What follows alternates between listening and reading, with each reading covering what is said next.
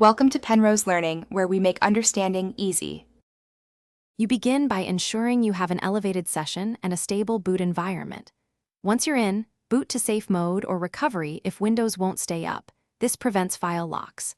Open an elevated command prompt, then run sfc/scano to let Windows verify protected system files.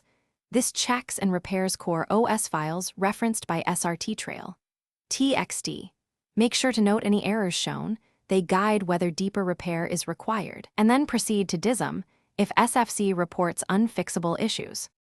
Once SFC flags unresolved corruption, run dism with Restore Health to fetch replacement components from Windows Update or a repair source.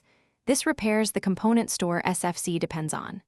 After dism completes successfully, run sfc/scano again to allow it to rebuild and replace damaged files. Save the CBS. Log and dism logs to review specific file fixes if needed. These steps fix mismatched or missing system files that trigger the Srttrail.txt boot if system file repairs don't clear the Srttrail.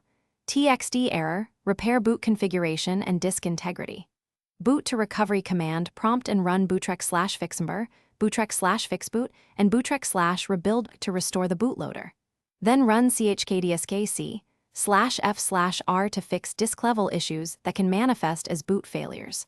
Once done, reboot and verify Windows starts. If problems persist, restore from a known good system, restore point, or a recovery image. Troubleshooting tip: if rebuilds fail, backup data and perform an in-place upgrade or clean install.